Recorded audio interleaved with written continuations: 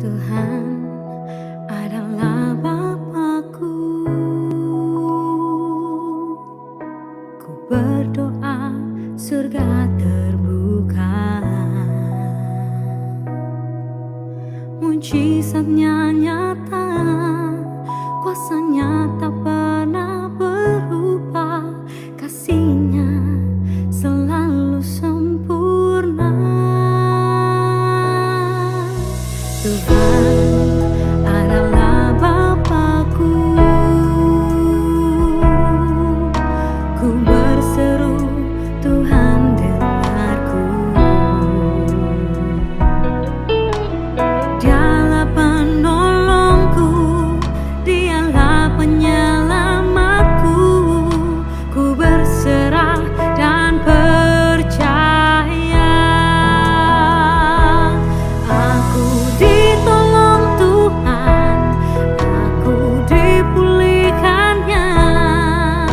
Tak ada yang tak mungkin bagi Dia. Aku ditolong Tuhan, aku disembuhkannya. Tiada yang mustahil bagi Dia.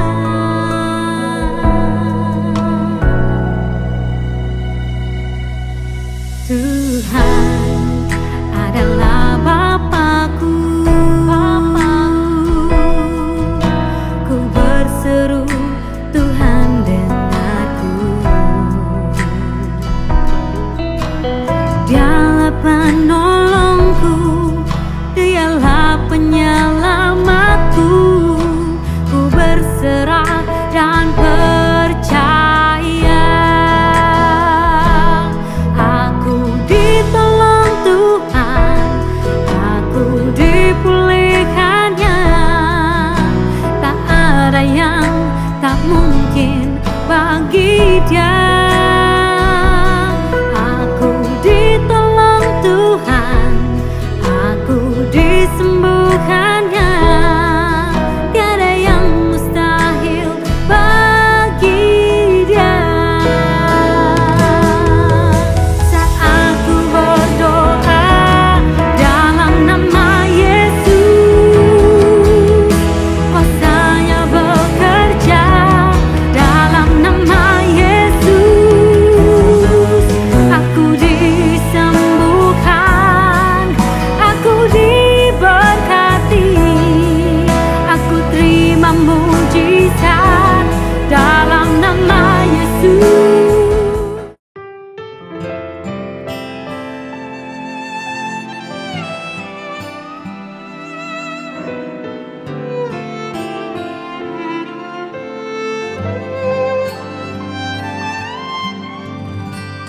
Terima kasih oh Tuhan,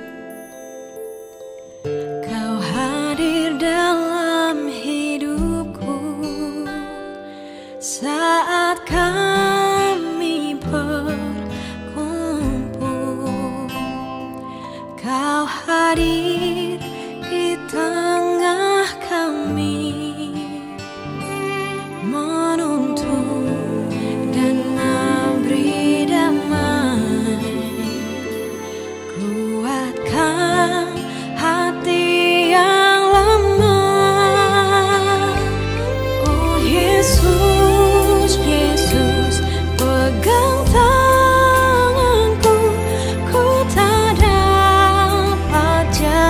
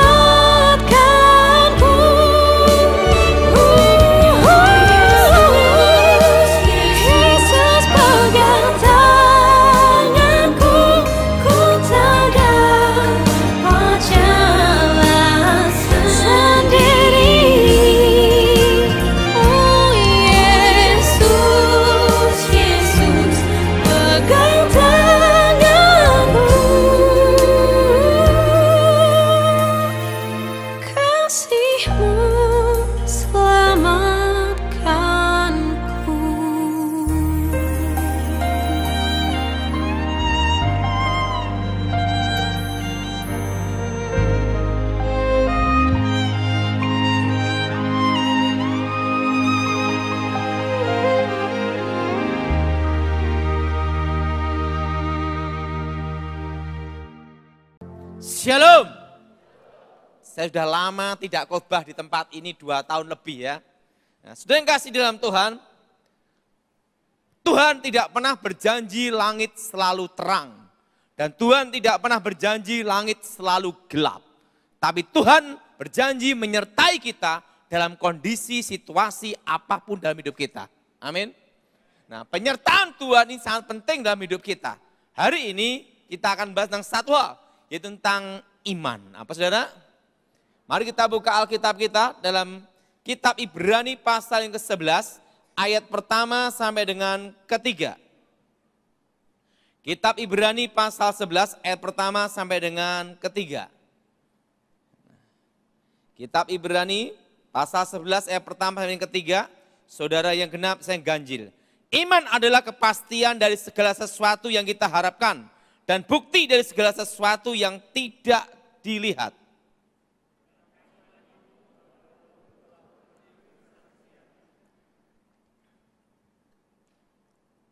Oleh iman kita mengerti bahwa alam semesta dijadikan oleh firman Elohim. Dengan demikian apa yang kelihatan sesungguhnya terjadi dari apa yang tidak kelihatan. Alkitab berkata bahwa dasar dari iman adalah harapan. Apa saudara? Apapun tantanganmu, apapun badai, apapun tekanan, yang tidak boleh hilang dari hidup adalah satu, yaitu harapan. Kalau orang sudah hilang harapan, itu paling berat dan paling payah, saudara. Karena ngalami 4S. Sedih, stres, stroke, selesai. Jadi apapun tekanan, apapun badai yang datang dalam hidupmu, yang tidak boleh hilang adalah satu, yaitu harapan. Apa saudara? Karena itu ada dasar dari iman. Nah saudara, selama 2 tahun ini corona, ada satu pengalaman yang menurut saya itu hal yang sangat baik sekali. Saudara. Kenapa saudara? Puji Tuhan saya selalu lolos. Saudara. Suatu kali saya dijemput, saudara. Nah, saya diminta untuk pelayanan khotbah ada di Surabaya untuk live streaming, saudara. Oke. Dari Surabaya jemput saya di rumah. Sopirnya batuk-batuk, gitu. Saya enggak kepikiran, saudara. Udah, saya berangkat. Satu mobil, ini satu mobil, saudara. Udah satu mobil, masuk tol. Sudah sampai Ngawi. Sopirnya gini, Pak Daud, saya minta maaf Pak, saya ini kena corona Pak. Saya ini sebenarnya di karantina Pak. Saya di karantina, diisolasi. Nah tapi Pak Pendeta nelpon saya untuk jemput Bapak. Langsung saya jemput Bapak. Yang jadi pertanyaan satu tak, udah satu mobil, jalan tol, enggak mungkin saya lompat kan. Udah satu mobil buka masker semua, sebelah-sebelahan gini. Kan gini saudara. Udahlah, saya pasrah aja lah sama Tuhan. Udah, sampai Surabaya, pendetanya saya beritahu, demi nama Yesus. Jarak 3 meter semua. Saudara. Tapi satu hal saya berharap satu, kalau kita belum waktunya Tuhan mati, apapun terjadi tidak mati-mati. Tapi kalau sudah waktunya mati, gosok gigi keselak odol mati. Udah saya alami itu. Ada lagi. Waktu itu ada pertemuan meeting sama kawan saya Mayor Jenderal Glenny Kerupan. Satu meetingnya Prabowo. Baru bicara tentang untuk Pilpres, untuk ngomong-ngomong ngobrol-ngobrol gini. Ada satu orang lagi itu di Pondok Indah saudara. Ketemu saya minta doa. Ada rekanan IT lah gitu. Ini kumpul-kumpul semua nih. Itu tahun lalu. Udah doa toh demi nama Yesus. Buka masker semua. Enggak taunya apa. Dia ngerawat anaknya kena corona, dia juga corona. Tapi keluyuran. Nah, yang kendalanya udah buka masker, udah tumpang tangan, jarak dekat gini, setengah meter. Gini-gini doang. Nah, begitu saya keluar dari tempat itu, teman-teman jauhin saya 3 meter. Itu sering kejadian berkali-kali. Tapi Tuhan tuh baik, loloskan saya terus. Suatu kali, ini hal yang aneh tapi konyol juga. Ini pengalaman. Saya itu tiba-tiba tenggorokan itu panas kayak kena api. Saudara. Tusan itu berlendir hijau. Berlendir hijau gitu. Saudara. Dada mengkap-mengkap. Saudara. Badan itu panas, demam tinggi. Saudara. Wah saya tahu ini. Ini kalau di swab pasti corona, positif. Udah ini keluar lendir hijau, setelah itu dada mengkap-mengkap, terusan batuk, panas tinggi. Saya masih ingat Pak Terawan ngomong sama saya, corona itu belum ada obatnya. Semua masih riset. Yang bisa ngalahkan virus corona, satu, imun, daya tahan tubuh. Nah yang kedua, itu alkohol. Makanya semprot-semprot kan gitu. Nah saya masih ingat itu. Pertama, daya tahan tubuh. Kedua, alkohol. Saya lihat itu, yang bagian semprot-semprot yang 70% itu adalah, wah enggak mungkin saya minum ini. Tapi enggak ada obatnya. Udah mengkap-mengkap. Ini pengalaman dada. Teman saya ngirim Johnny Walker. Black Label. Tak lihat alkoholnya 40% lebih. Ini semprot-semprot, ini tidak mungkin. Saya mikir gini, daripada enggak nyoba, coba aja. Wes nekat udah, kan enggak ada obatnya. Apa yang terjadi? Saya sekali minum segini. Kuning itu, yang ada gambarnya topi gini.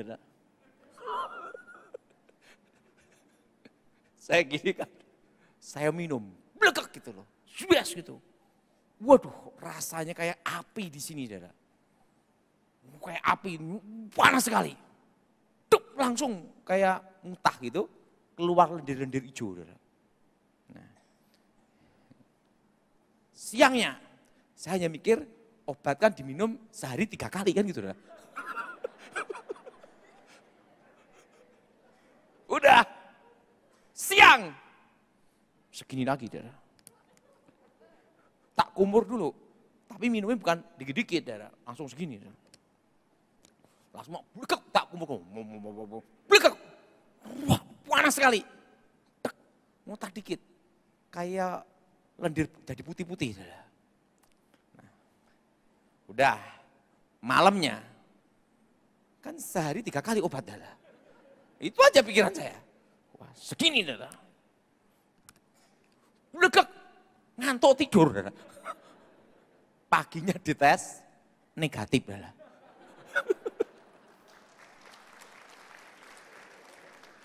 Ada telepon sama saya lagi. Aduh, saya kena corona, gimana? Tenang, Johnny Walker. Aduh, pada ketawa, konyol sekali. Saya tanya sama dokter Terawan.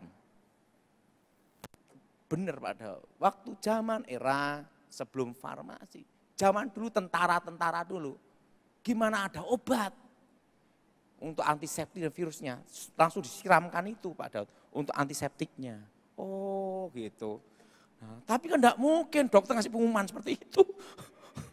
Nah itu kan beda eranya. Menurut Pak Daud termasuk baik juga sih. Kenapa? Nekat juga. Daripada enggak ada ini. Coba. Benar saudara. Saya punya istri, ini dia demam, panas gini, batuk gini. Tenang aja, Johnny Walker. Langsung, hilang. Nah, tapi jangan mabok, enggak boleh mabok. Tapi saya pikir-pikir, ada benernya juga. Saya ada satu orang, satu keluarga itu kena semua. Hanya dia sendiri yang enggak kena. Karena setiap malam dia kumur-kumur sama whisky itu. Dia ngomong, kan kita enggak tahu ketemu orang gitu. Tapi pikir-pikir bener juga. Nah, tapi ini pengalaman aja. Ada yang ngomong, pakai red wine gimana pada wah mental. Nah, saudara, itu pengalaman. Jadi kalau saudara ada yang kena corona, pikir aja pendapat saya. Karena saya udah ngalami itu. Nah, Saya tanya sama dokter, gimana Pak Dokter? Itu nih ditabrak ke. Diberi penjelasan, virus itu 1-7 hari itu ada di tenggorokan. Setelah di atas 10 hari itu baru di paru-paru. Nah begitu kena alkohol, dihantam langsung katanya. Oh gitu. Tapi kan enggak mungkin itu kita ngomong itu katanya. Saya punya teman dokter bilang gitu. Tapi penjelasan Pak Daud dan Pak Daud ngalami itu pribadi. Nah saudara, dasar dari iman adalah apa saudara? Harapan. Harapan apa? Adanya pemeliharaan Elohim. Adanya pemeliharaan Tuhan. Apa saudara? Adanya apa saudara? Pemeliharaan apa? Pemeliharaan Tuhan. Adanya pemeliharaan Elohim. Bahwa Tuhan pasti pelihara kita di bumi dan di surga. Ada suatu masa dalam hidup saya yang sangat susah dan sulit. Dalam kondisi apapun yang tidak boleh hilang adalah satu. Bahwa kita percaya Tuhan akan membela kita dan kita percaya Tuhan memelihara kita dari awal sampai akhir. Itu yang diyakini. Dan rencana Elohim adalah yang terbaik dalam hidup kita. Nah, kadang apa yang kita kehendaki tidak seperti yang dikehendaki Tuhan. Apa yang menjadi rencana kita belum tentu sesuai kehendak Elohim. Tetapi itu yang terbaik untuk kita yang diberikan Tuhan. Pada waktu kita percaya Tuhan, kita berpikir kalau ikut Tuhan itu semua aman, semua bebas dari masalah. Bebas dari tantangan, bebas dari badai. Tapi ingat, selama kita hidup pasti ada tantangan. Dan hidup kita adalah untuk mengatasi masalah. Dari awal sampai akhir. Nah, saudara, pada waktu saya bertobat percaya Tuhan Yesus, kondisi mama saya, keluarga saya itu susah dan berat. Mama saya itu menghidupi 5 anak laki semua. Makanya dalam hidup ini harapan itu penting. Karena itu dasar dari iman. Apa yang terjadi? Saya punya papa itu nakal sekali. Kalau kaya sama perempuan lain, kalau miskin sama mama saya. Dalam kondisi miskin tidak punya apa-apa. Nah, tetapi mama saya tidak mau cerai. Karena dia ada satu harapan. Dia lakukan ini demi anak-anak. Nanti kalau anak-anak menikah, minimal ada bapaknya untuk pelengkap. Gitu dah. Artinya apa? Walaupun itu sangat sederhana, tetapi itu mempertahankan hidupnya. Punya harapan bahwa dia berjuang untuk anak-anak. Demikian dalam hidup saudara. Saudara harus ada harapan berjuang untuk apa? Ada harapan berjuang untuk hidup, berjuang untuk anak, berjuang untuk keluarga. Harapan ini harus ada dalam hidup saudara. Dan apa yang terjadi? Mama saya punya harapan yang sangat sederhana. Saya boleh susah, bila perlu aku mati pun tidak apa-apa, asal anak-anakku jadi. Berarti ada harapan di sini. Dan ingat Alkitab mengatakan, itu adalah dasar dari iman, harapan. Apa yang terjadi? Ada mama saya punya uang 25.000, tinggal 15.000. Mama saya baru bertobat percaya Tuhan Yesus. Dia bilang gini, kita doa tapi harus kita ada namanya usaha. Kita tidak hanya berdoa saja, Daud, harus ada usaha. Maksud mama gimana? Penting kita melangkah, kita mencoba. Segala sesuatu dicoba. Gimana Daud kalau kita bikin bakpao? Saya tanya mama saya, mama pernah bikin bakpao enggak? Belum pernah. Tapi kita harus melangkah. Kita berusaha. Kita bertahan. Tidak boleh kita menyerah nasib untuk menunggu kematian. Oke. Langsung belilah terigu gandum sama apa itu kacang hijau. Karena itu modal terakhir. Doanya sungguh-sungguh. Nyala api dinyalakan, bahasa roh. Bahasa roh sampai keder-keder. Kenapa? Modal terakhir. Segala sesuatu yang terakhir itu doanya pasti lebih sungguh-sungguh. Betul? Begitu doa, haleluya, haleluya, haleluya. Bunyi kan di tim pakai dang. Tut. Yang jadi pertanyaan satu, harapannya bakpaunya membesar dan bagus. Betul?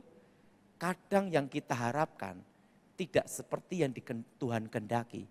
Karena Tuhan menjawab doa kita melebihi apa yang kita doakan. Waktu dibuka, bakpaunya bukan membesar tapi mengecil. Mengkeret bantat. Waktu lihat itu pucat. Makanya saudara, manusia hanya melihat hari ini. Tapi Tuhan melihat jauh ke depan. Apa yang terbaik untuk kita, itulah jawaban untuk saudara. Dan apa yang terjadi?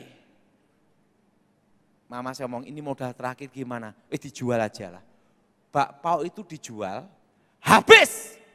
Yang karena aneh modelnya, di Sragen itu terkenal namanya bakpao unyil. Karena yang makan harus minum air banyak, gitu. Dan bakpao itu zaman itu, tahun 94, itu terkenal. Bayangan, dari uang 15.000 itu, bisa menyekolahkan saya sekolah Alkitab, lulus ranking 4, murid tinggal 4. Nah bayangin saudara, itu dengan apa? Hanya dengan uang 15.000 itu toh. 25 tinggal 15.000. Ada satu hal yang penting untuk saudara, yaitu kita harus punya namanya harapan. Ada satu perjuangan yang harus kita pertahankan. Dan itu adalah dasar dari iman. Kita tidak bisa tanpa bekerja, tanpa usaha, hanya nunggu kematian. Kita harus ada namanya berjuang. Apa saudara? Namanya apa saudara? Namanya apa? Berjuang. Dan berjuang ini harus ada satu motivasi. Dan itu adalah harapan. Ada harapan yang harus diperjuangkan. Ini penting sekali untuk saudara. Kita punya harapan itu penting. Nah, saudara, satu hal yang saya tidak bisa lupakan dalam hidup saya. Bahwa Tuhan menjawab doa kita melebihi apa yang kita doakan.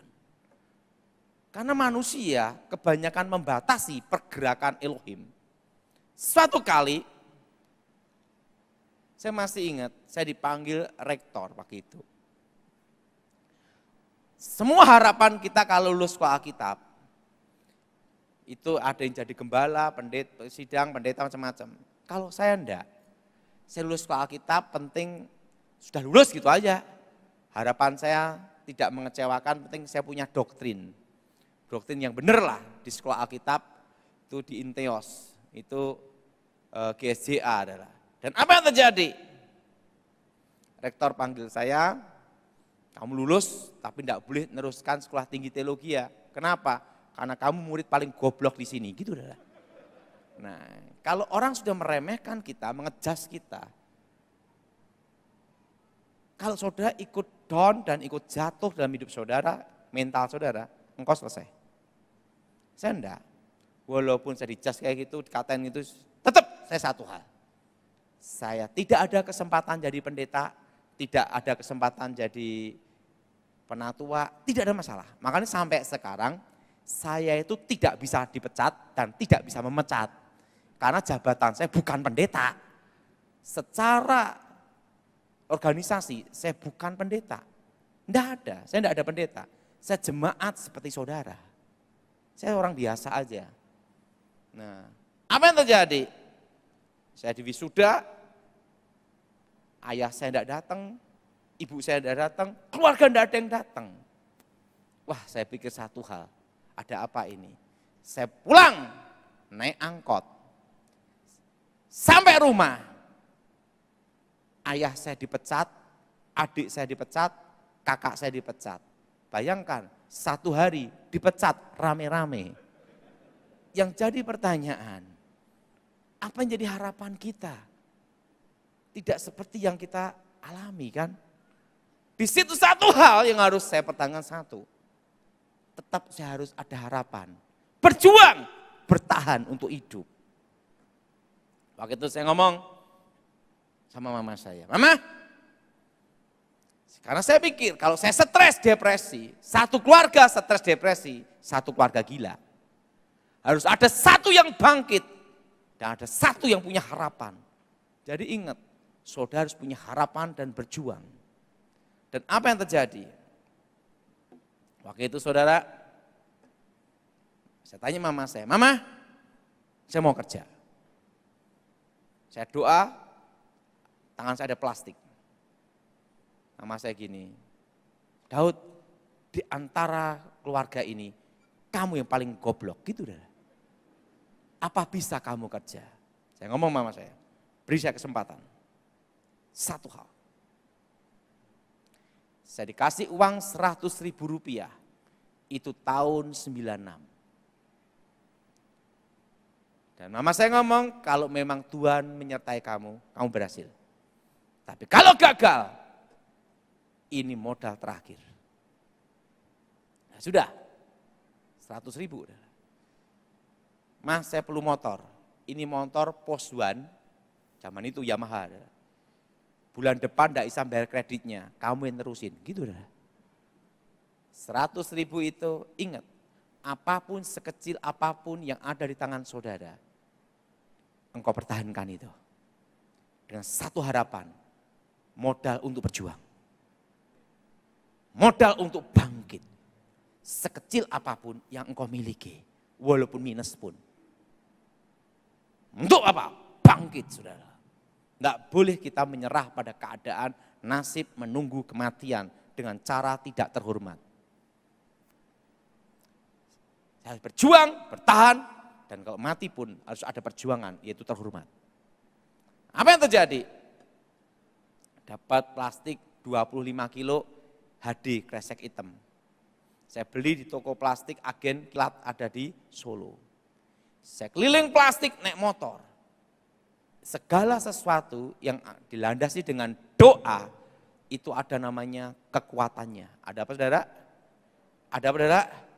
Segala sesuatu yang kita landaskan dengan doa, itu pasti ada kekuatan. Dan apa yang terjadi? Saya jual ke simbok-simbok, sampai ke ini, untung 3.000, 5.000. Apa yang terjadi? Dari omset 25 kilo, jadi setengah kintal, 1 kintal, bertahan terus. Berjuang, berjuang, berjuang, berjuang. Hanya ada satu harapan, bahwa saya tidak boleh mati karena menyerah pada nasib. Harus berjuang dan bertahan, dan mati pun harus terhormat karena perjuangan. Dan apa yang terjadi? Untuk setengah ton, 1 ton, sampai puluhan ton, sampai jadi pabrik plastik. Dan sampai jadi pabrik plastik pun tidak ada utang bank. Nah itu dah. Pertama berjuang, tekun, komitmen.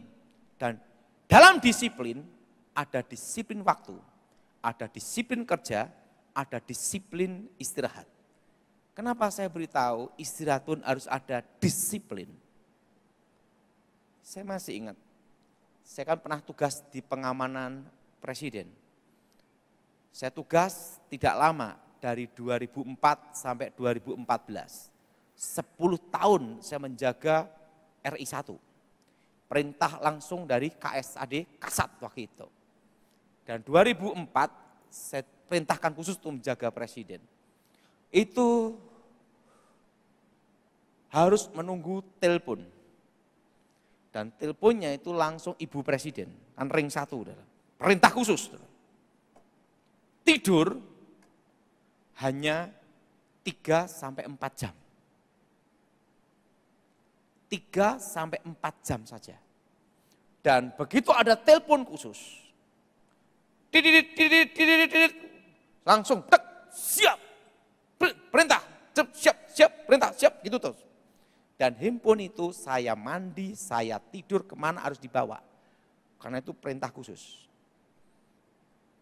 Di situ saya lihat jamnya ibu tidak telepon, jamnya Kasat tidak telepon jam berapa.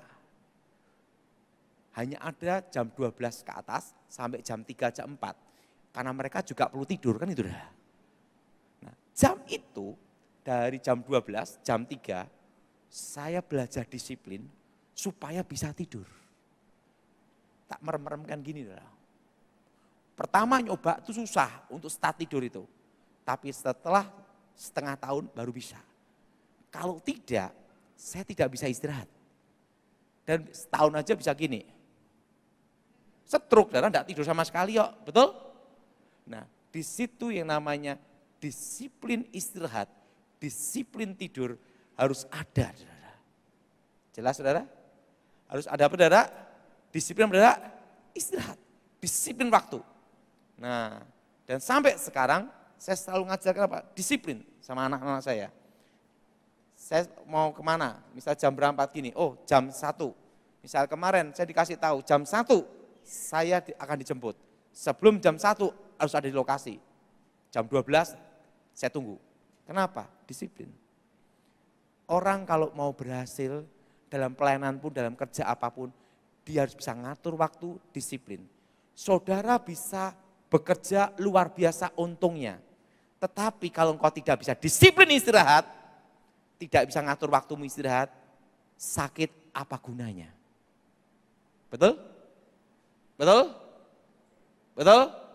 Makanya disiplin itu penting. Waktu, banyak orang tuh waktu tahulah, kerja tahulah, tapi yang diremehkan orang itu satu, disiplin istirahat. Apa saudara? Kita ini, badan kita ini perlu waktu apa saudara? Istirahat. Ingat saudara, kadang apa yang direncanakan kita tidak seperti yang Tuhan kehendaki. Tapi jawaban Tuhan untuk saudara, itu yang terbaik dan lebih baik dari saudara. Amin. Nah, saudara, ada satu hal, itu kira-kira tahun 9697.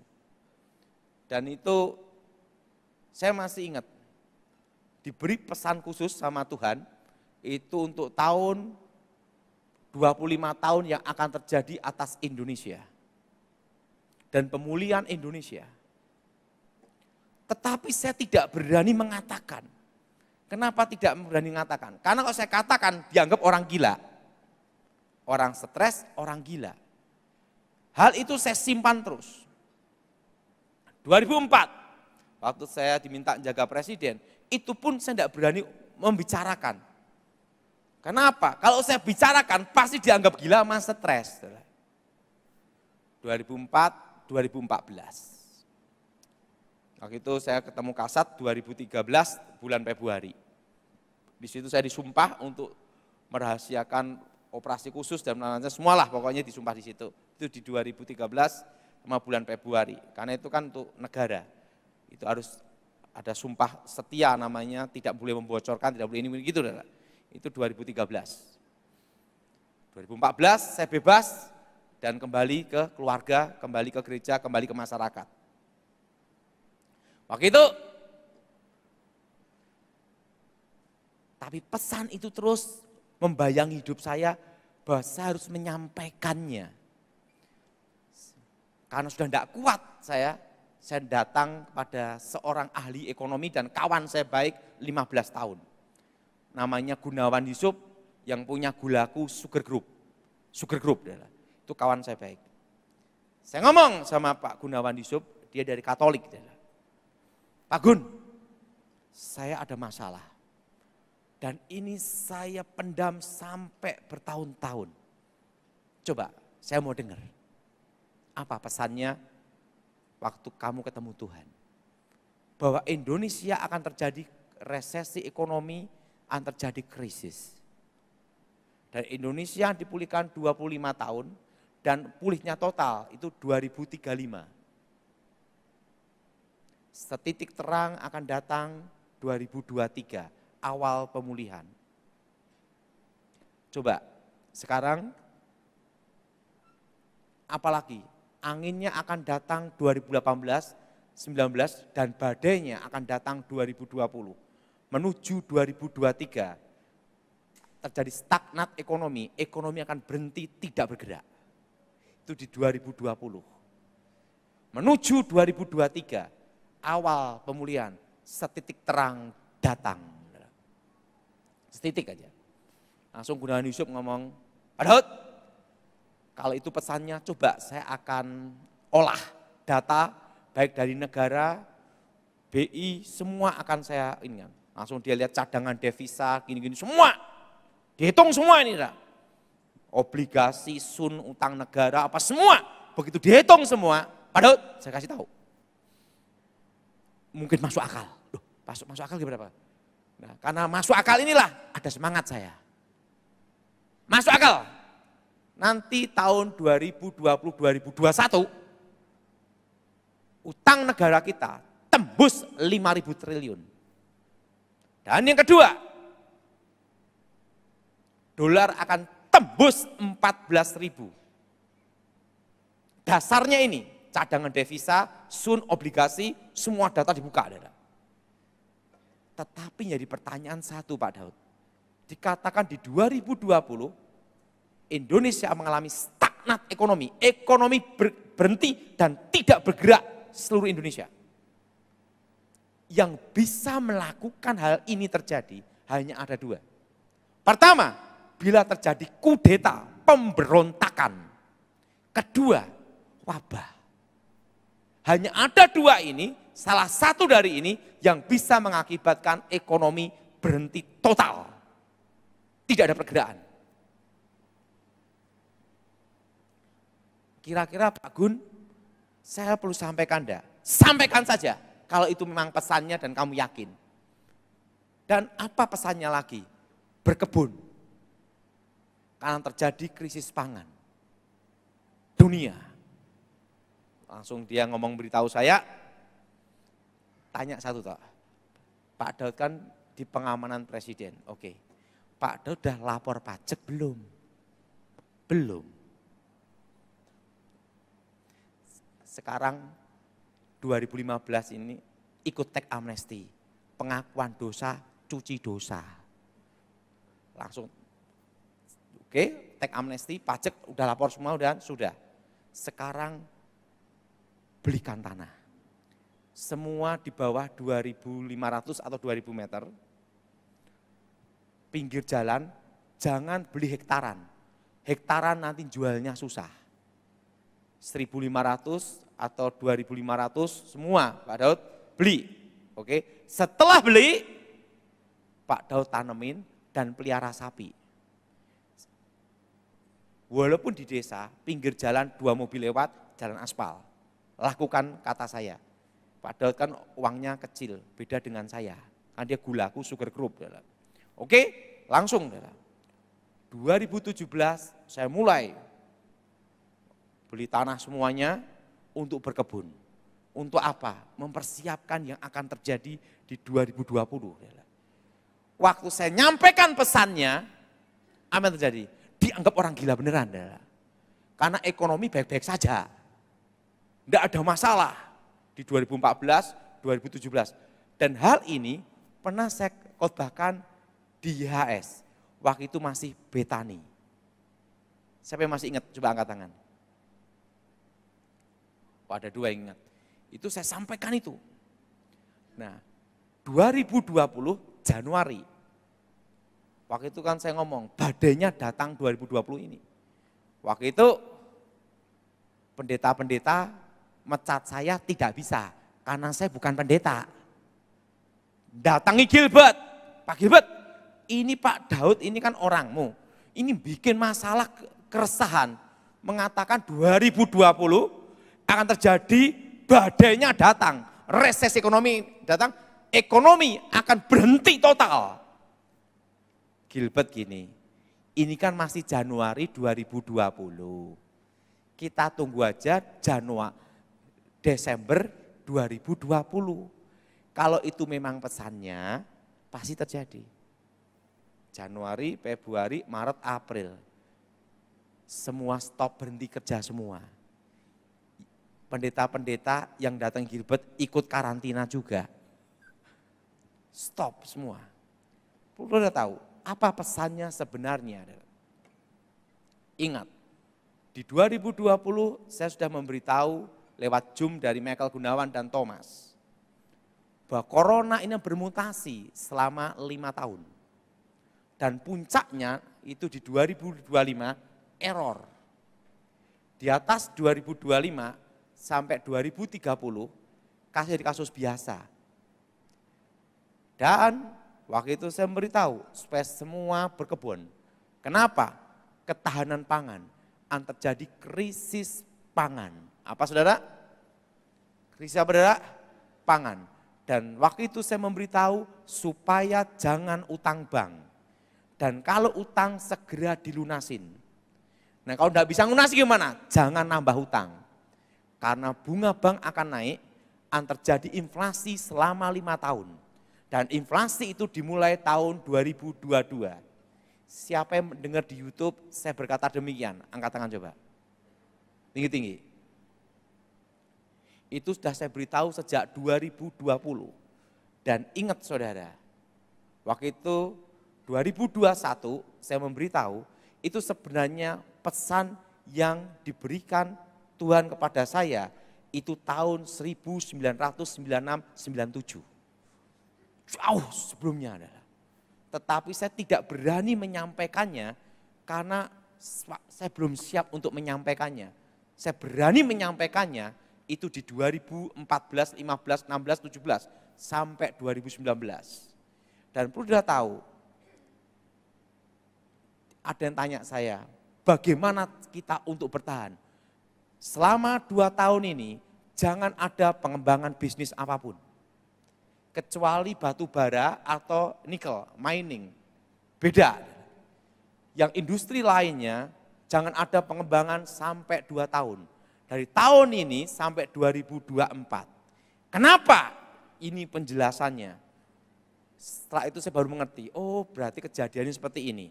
Karena itu pesannya itu tahun 96-97. Perlu udah tahu, inflasi ini akan terjadi terus sampai 5 tahun, puncaknya itu di 2027. Dan tahun ini adalah permulaan. Ingatnya semua, permulaan. Apa saudara? Ini adalah permulaan dari resesi. Dan tahun depan adalah resesi yang sebenarnya. Dan tahun depan, tepatnya bulan Maret ke atas, mulai akan naik-naik terus. Dalam kondisi seperti ini, nomor 1, bunga bank akan naik. Makanya pesannya waktu itu, jangan utang bank. Dan tahun lalu saya sudah memberitahu bahwa bulan 9 tahun 2022, suku bunga BI Rate akan naik. Udah saya sampaikan itu di Zoom semua. Dan udah tahu, tahun depan suku bunga BI Rate bisa 6-7%. Suku bunga naik, inflasi naik sampai 2027. Nah, apa pesannya? Pertama, pegang rupiah secukupnya saja untuk hidup transaksi. Kalau saudara ada keuntungan, belikan barang semua. Apa saudara? Apa saudara? Belikan barang semua. Karena nanti nilai rupiah akan turun terus. Sampai 2027. Jadi saudara, rupiah gimana? Tetap saudara memegang rupiah. Karena untuk hidup dan transaksi setiap hari. Ngerti saudara? Tapi itu secukupnya saja. Kalau saudara ada keuntungan, ada simpanan uang, ingat saudara, beli ke barang, kalau enggak barang gimana? Beli tanah. Tetapi yang pinggir jalan. Kenapa saudara? Properti akan maju, itu ada di harga akan langsung del naik, itu di 2026-2027. Itu properti, tanah. Nah ini bisnis yang bisnis properti tanah harus ingat saya pesan ini. Ngasih komisi, tidak boleh lupa. Itu nanti akan di 2026-2027. Langsung properti del mengikutin yang lain naik, inflasi. Karena properti akan yang terakhir. Jadi saudara yang punya properti jual tahun ini susah. Kalau yang di atas 2 miliar. Yang laku-laku di bawah 500 juta. Tapi ingat, properti akan del naik pada waktu 2026-2027. Kenapa? Karena di tahun depan baru saya mengerti, Pertama, pajak diperketat dan pajak sekarang sudah naik, betul? Kedua, menyusul UMR naik, betul? Betul? UMR apa saudara? UMR naik. Ketiga, tahun politik, pilpres. Keempat, yang keempat ada lagi, inflasi, suku bunga naik. Kelima ada lagi saudara, yaitu apa? Penjadwalan utang luar negeri setiap tahun. Keenam, apalagi? Ingat, pilpres perlu biaya. Tahun depan itu yang akan memicu inflasi. Pengusaha-pengusaha, jangan utang bank. Kalau utang, lunasin. Nggak bisa bayar gimana? Jangan nambah utang lagi. Stop di situ. Tahun depan, banyak pengusaha kayak tidak dekat dengan Tuhan, banyak beli es kopior. Kelapa kopior, pusing. Tapi ingat, bersama Tuhan kita bisa. Kenapa? Karena Tuhan memberi sebuah pesan itu tahun 9697. Bahwa saat itu terjadi, aku akan memelihara umatku di tengah-tengah kesusahan. Nah, jadi ingat, makanya saya dapat lagu tahun 2021 diberi kekuatan seperti kaki rusa. Kenapa saudara? Dengan tenang ku nantikan hari kesusahan itu. Saudara streaming yang di rumah yang mendengarkan firman Tuhan hari ini, saya beritahu bahwa Tuhan memelihara kalian, memelihara kita semua. Yang penting sudah lakukan, berjuang, bertahan, dan ada harapan. Dan jangan menyerah pada nasib, menunggu kematian. Tapi saudara berserah, percaya, berjuang, dan tetap punya harapan. Pasti bisa. Yang jadi pertanyaan, Pak, yang kena dampaknya resesi itu di mana? Hanya kota-kota besar. Jakarta, Bandung, Surabaya, Semarang, Medan, Makassar. Kalau yang pinggir-pinggir kota, desa-desa aman-aman saja. Kenapa? Di Malang pun juga aman-aman saja. Tidak terlalu berat masalah resesi. Kenapa? Karena tidak banyak keinginan. Kalau di kota inginnya makan wagyu, makan ini, beli Hermes macam-macam. Lah kalau di desa nonton nih sapi. Yang jelas, yang dampak resesi ekonomi tahun depan akan terasa sekali, itu yang di kota-kota besar. Jelas? Kalau Malang gimana Pak Daud? Tidak. Kenapa tidak? Ingat, Malang rekreasi. Ada sumber daya alamnya. Tanah subur, buah-buahan ada, pertanian ada. Pokoknya di mana ada buah-buahan dan pertanian dan ada peternakan, tidak terpengaruh resesi ekonomi tahun depan. Hanya pengaruhnya satu tok. Belanjanya ingat harus direm jangan banyak-banyak, itu aja Saudara. Makanya saya sarankan sama jemaat lebih baik jangan bawa kartu kredit. Nanti gesek terus lupa bayare. Karena apa? Karena ini akan terjadi, badainya itu akan datang dan puncaknya nanti di 2024. Dan ada masa transisi presiden. Dan ingat, puncak dari resesi ini ada 2024. 2025 mulai semua jalan. 2026, 2027. Jadi saudara, sebenarnya saya khotbahkan ini adalah lagu lama kaset baru. Karena itu pesan tahun 96-97. Saya sendiri pun 2017 saya beli tanah itu kira-kira hampir 2,5 sampai 3 hektar. 2.500, 2.000 meter berbagai tempat. Nah, kebun saya sama kebunnya Pak Yabes, adiknya Pak Yusa, deket.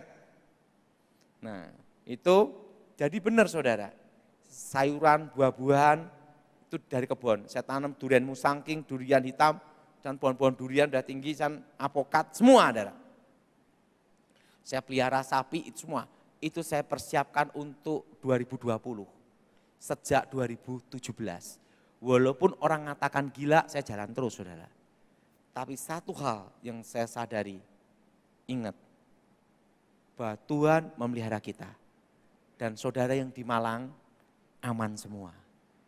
Nah, yang bisnis properti, tolong ingat saya, komisi 2%. Karena apa? Nanti di 2026, di 2027, itu nanti properti akan menyusul. Karena properti selalu yang terakhir. Setelah inflasi, 2026, 2027. Nah, saudara yang punya properti, jangan dijual dulu. Karena apa? Daya beli masyarakat turun itu sampai 2 tahun. Sampai berapa lama saudara? Sampai berapa lama saudara? 2 tahun. 2025 itu baru start semuanya. 2026 semua akan mengikuti penyesuaian. 2026, 2027. Jadi saudara kalau yang tidak kepepet sekali, jangan jual dulu. Kalau jual sekarang engkau akan ditekan habis harga. Dan usahakan jangan menjaminkan rumah tinggal. Itu pesan saya. Nah, jadi saudara, 2 tahun ini jangan kembangkan bisnis dulu. Karena tahun depan kondisinya sama dengan tahun ini, stagnat. Nah, mari kita bangkit berdiri, kita berdoa.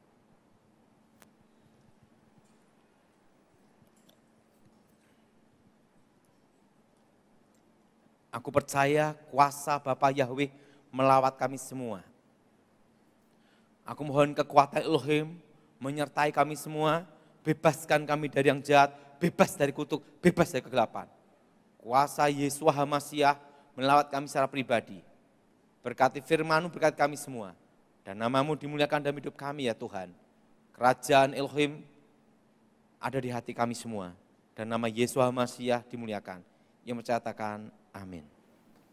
Kita semua percaya saudara, Tuhan kita adalah bukan Tuhan yang berubah, amin saudara. Tuhan kita adalah Alfa dan Omega, mujizat Tuhan nyata, amin saudara. Berikan sorak-sorai bagi Tuhan. Amin. Sebelum dunia ini ada, kuasa-Mu telah terbentang.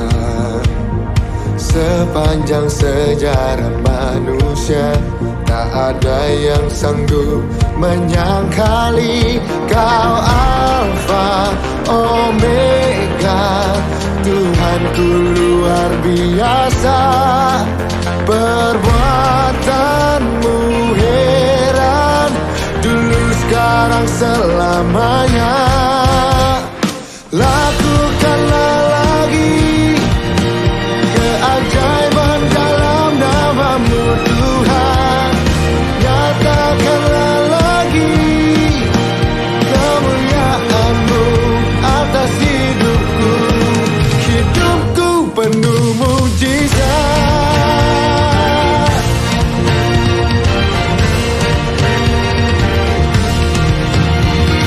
Sebelum dunia ini ada, kuasa-Mu telah terbentuk.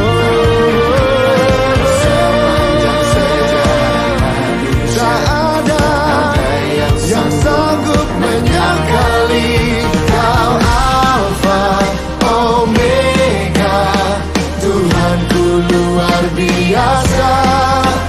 Perbuatan-Mu heran, dulu sekarang selamanya. Lakukanlah lagi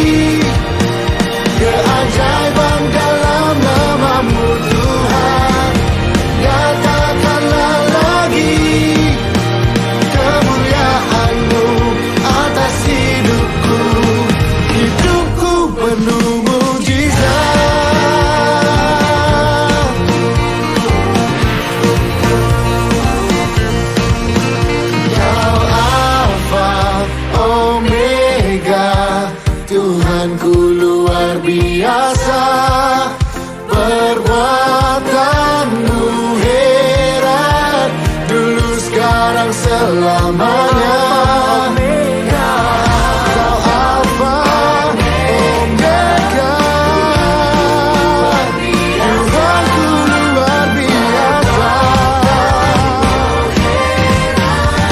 dulu sekarang selamanya.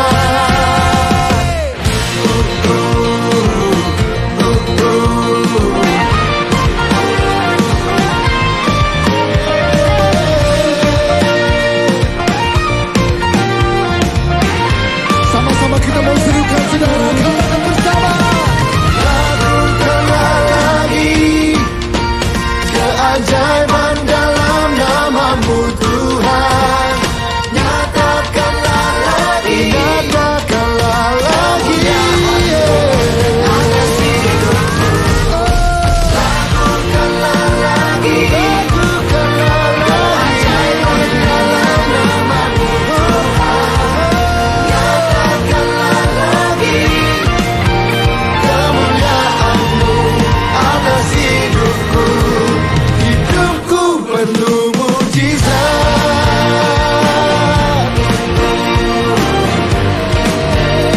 hidupku penuh mujizat. Kita mau katakan sekali lagi dengan iman. Say, hidupku penuh mujizat.